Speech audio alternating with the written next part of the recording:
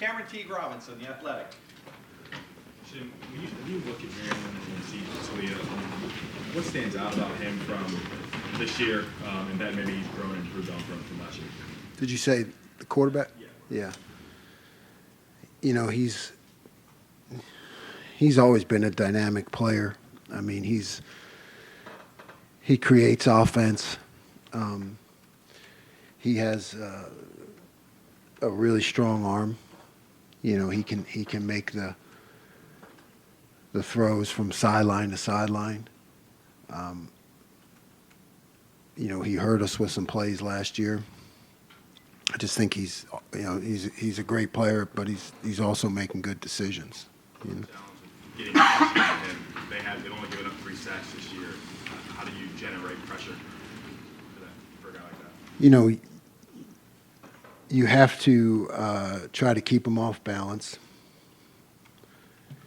You know, at the same time, it's really got to be a coordinated rush. I mean, because you see multiple instances of guys coming free and he makes them miss. I mean, you know, scot-free. So really there's a lot of coordination involved in trying to contain him. It's got to be a big part of the game plan. Second row left, Nathan Barrett, Cleveland.com. You guys have, I think, the longest touchdown you've allowed so far this year, 2 yards, something like that. Was that? Well, that was obviously a big offseason focus. Is that your biggest, I guess, measurement right now of whether that's been a success, or what else are you seeing from this defense that goes along with that makes these changes worth it? You know, I'm seeing a lot of resiliency. I'm seeing, you know, a get better approach, you know, accountability in mistakes, you know, across the board if they're made. How do we fix them? You know, I just feel like everybody's working together.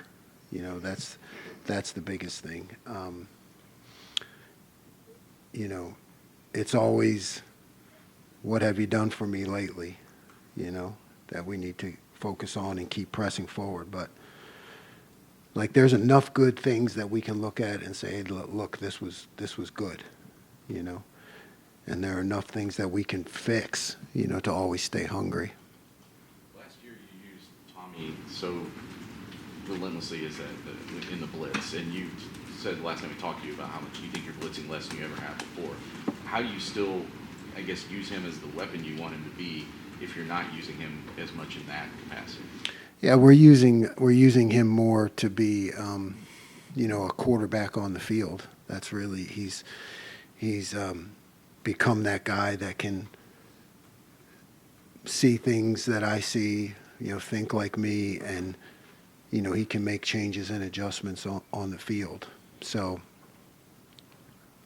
I don't know, maybe we're using him more for his mind and less for his aggression, but you know, they're still both involved, but he's become really a true quarterback of the defense. Third row, middle, Dan Holt, 11 Warriors. Jim, you guys had some trouble with covering the tight end against Notre Dame. Is there anything you look at coming out of that you need to do better? No, I think those matchups, particularly against a team like that has seemed to always have good tight ends, I think there can always be more adjustments, you know, more ways to focus on it and things to learn. Nothing specifically, but I know that we need to have, you know, even continue to build the arsenal against that kind of tight end. Is there a possibility of moving a guy like Sonny around more when you're going up against a tight end like that? Yeah, I always consider that. You know, you have to balance disguise with doing that. You know, when you move him around, you know, can the offense get a beat on you? You know, are you less? Are you telling more? You know, are you showing more when you do it? But it's definitely a possibility. Far left, Whitney Harding, WCMH. Jim, you already talked about Taulia, but they've made it very clear. They want to have 12 explosive plays a game, and they got 9 last week. What do they do as a team that allows them to have those big plays so consistently? You know, we always talk about coverage and rush working together, so really it's he has the ability to extend plays, you know, and when you get an extended play, the opportunity to make an explosive or give up an explosive, it goes up, you know, and he has that ability to extend it, and I think that's why it's happening. How do you get your guys? I mean, obviously, when the play gets extended, physically it can be exhausting, but mentally it can be just as exhausting. So how do you work on that to make sure they can stay crisp mentally as a play gets longer? I yell at them a lot as the play goes on against the scout team, and we try to have the quarterback extend the plays to simulate it, and then I just scream at them as loudly as I can. Front row,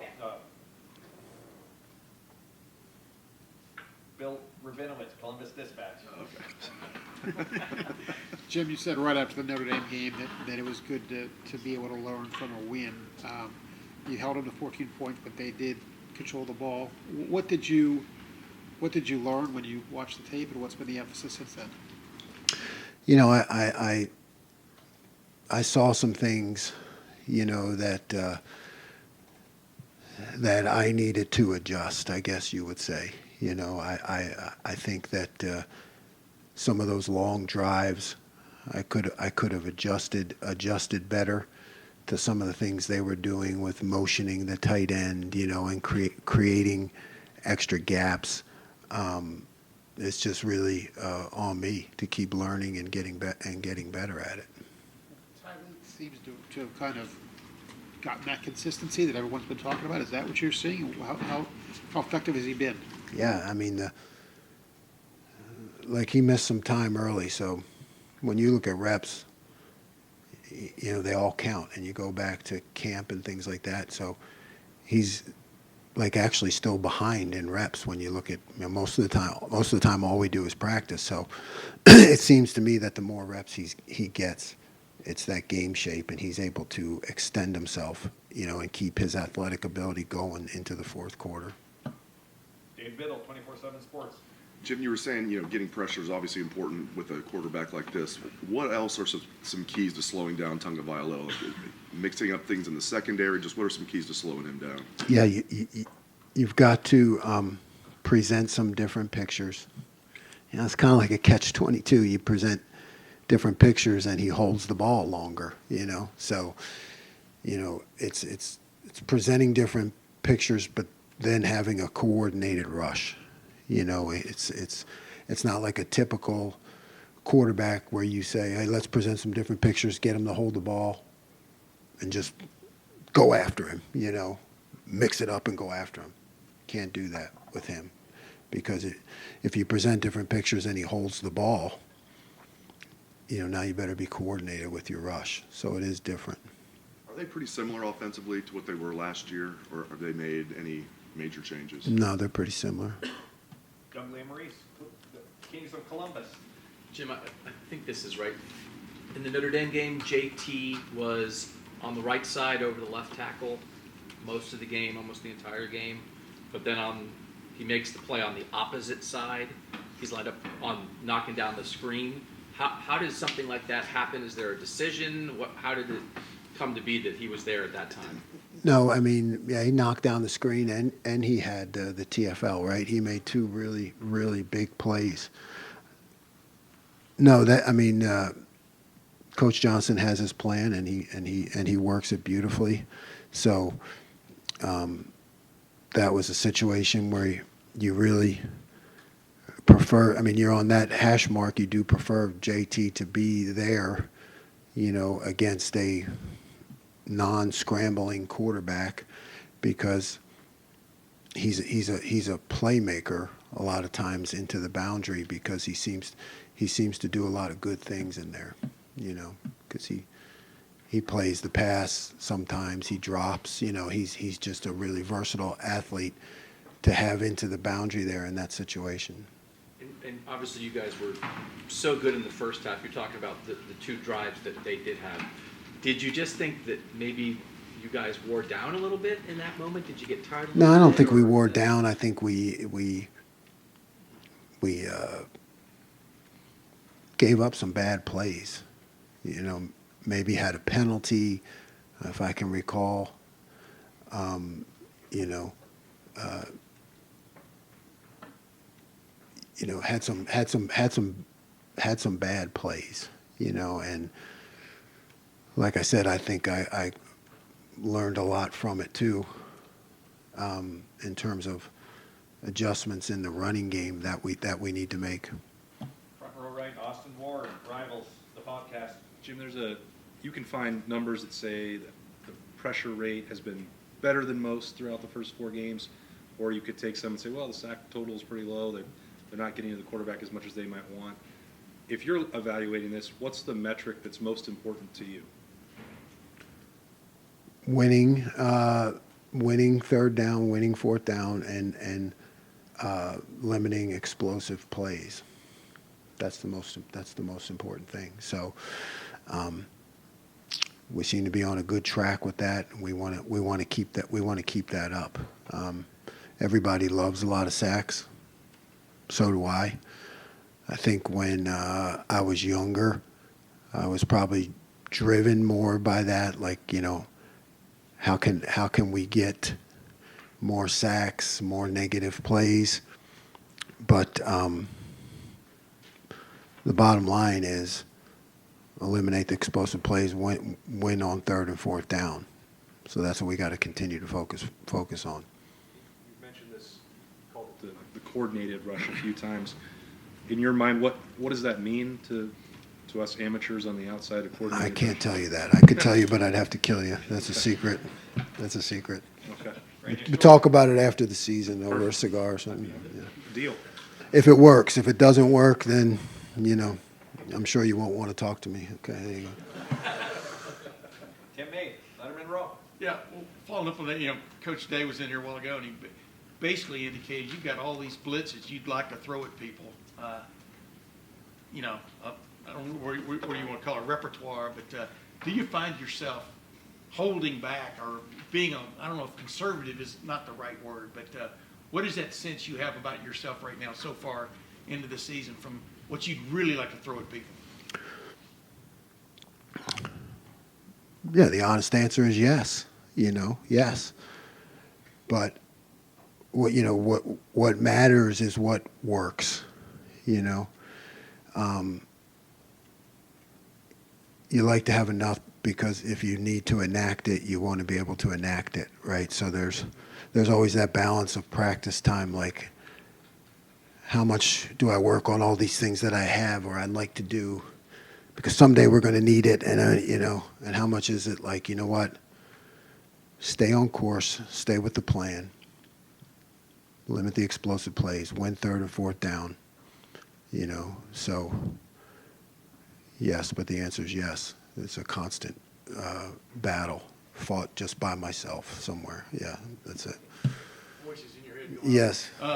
And one other quick, like JT, like you just touched on a minute ago, there are players that come along that, man, in a moment in a game, you might not have even heard their name called, but suddenly,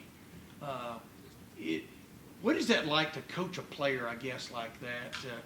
You know what I mean? Can you count on that? But then a lot of times he comes through. You understand what I'm saying? Yeah. It's Coach Day talks about it all the time. It's that competitive excellence, stepping up in the most important moments, I don't know that you coach that as much as you just have faith in it. He's a guy that has shown to do that, right? And a lot of times it's exactly goes back to your last question, I spent a lot of my career trying to call guys into things, and with a guy like that, you just gotta let him play and just believe that he's going to show up when the moment counts the most. Fourth row middle, Tony Girdman, Buckeye Huddle. Jim, obviously there's only so many hours in a day, but when you're playing against a quarterback that has been around forever, how does your week change? How does that change your week in that preparation? Well, this has been good because we had the bye week, right? So you can get ahead. when you can get ahead, sometimes there's a tendency to put more in, but really it's about coming up with a few things and working them over and over again. So I think the increased repetition when you play a quarterback like this is where you can benefit the most. Steve Hellwagon, 24/7 Sports. Yeah, Coach, you had a package for Cody Simon. Looked like he got in a series or two on each side in place of Chambers, and then they played together for just a few snaps. Just if you can, without giving away too much, just a little bit about how you deployed him, why you deployed him, and he did make a play there on the fourth down. Yeah. Cody has shown some really good things, and he's a great team guy, and he's shown in practice, and he produces in some moments. So I know it's just about me, just like you said, trying to be, I don't know if it's even creative. It's just trying to put him in spots where you can count on him, and so this is just things I look at every week, how to get him on the field. Joey Kaufman, Plymouth Dispatch. Jim, I think Notre Dame maybe threw Denzel's way like one time when you have a corner who's covering that well, where teams are respecting him in that way. What does that do for defense? Oh man, it's just it gives everybody confidence. Denzel is really playing at a high level, and when you scheme up the coverages, and you can just count on him, and kind of take that out of the equation. It allows you to do some other things, with the other guys, and but it's just it's a great thing for the defense, and I think the team when you got a guy playing like that. As far as in the Notre Dame game, the defensive end, you had JT and Jack not coming off the field for any snaps. How unusual that is? What led to that sort of happening in the game? What was just the flow of the game, tight game, 60-something plays? Yeah, all of that. Yeah, it's a tight game. It's a matchup game. It's the plays, the way the game has changed, how many less plays. You just have more of an opportunity to let your best players play. And less substitution in that case, it can be good for us, to keep those guys in there. But it's a balance. You always have to look at it. Got time for just a couple more. Bill Landis, Rivals, the podcast. Jim, you guys stopped them on a quarterback sneak where they tried to sneak out the side on you. Just, I guess, generally, what are the challenges of defending a quarterback sneak? And I don't think you guys have seen a team that tries the one where you just push the quarterback across the line, but do you have any thoughts on that way of going about it? Yeah, I mean, you have certain calls that you make, and my hometown team, right? They've made that famous, and Notre Dame had actually showed it with a different guy running it, right? Like, was it a tight end or something like that? So that was new to try to have the quarterback run it, but you try to do the push inside, and you see Tommy like kind of Palomalu over the top. But part of that plan is you always have to have the escape hatches. You got to have those escape hatches. They got to get out, and that one worked out perfectly. It really did. I mean, Sonny went right to the escape hatch, which was awesome. Fourth row right, Andy Backstrom, Letterman Row.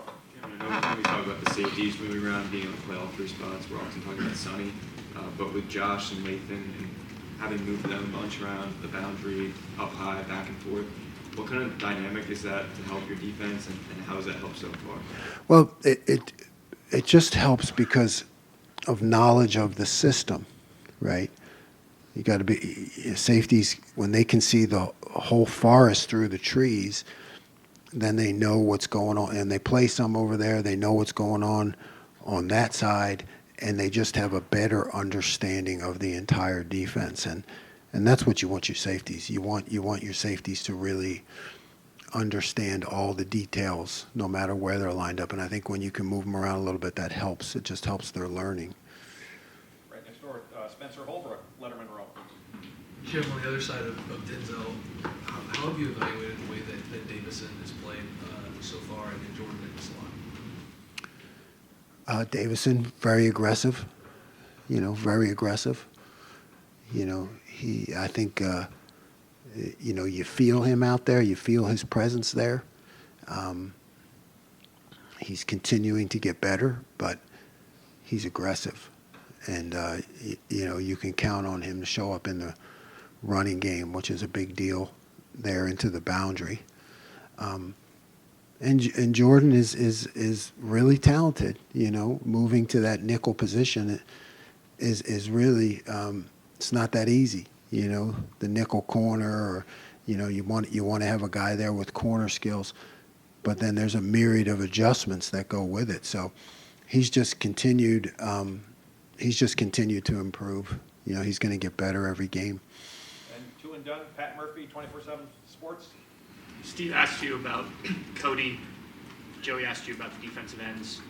You talked about wanting to play more depth at both those positions coming into the season. But once you get into it, do you have to kind of reevaluate where you can do that, how you can do? I mean, to us, it's okay. You just put guys in and play more. But I realize there's more to it. Yeah, always.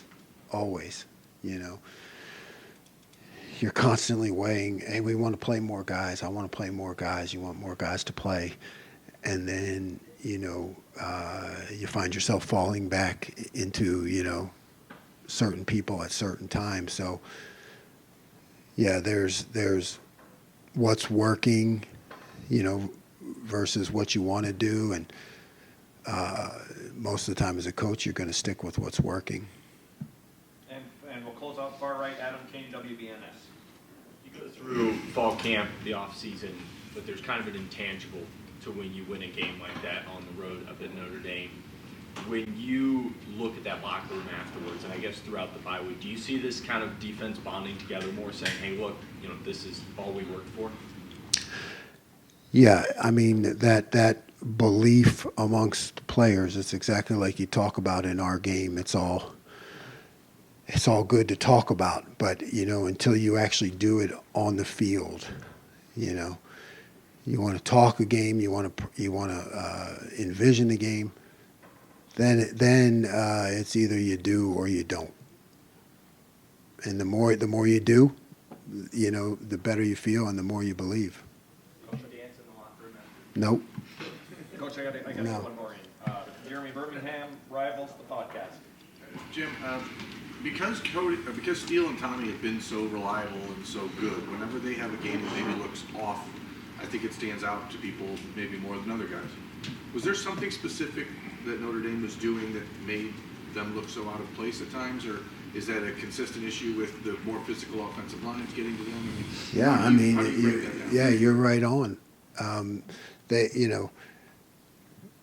really good offensive line, and a premier opponent, and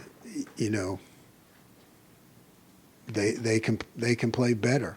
They both know it, and like I said, it's when you win a game like that, you can learn a lot from it that'll help your growth overall. So it's going to come around again. And they'll be better. Coach, thank you very much. Thanks for this.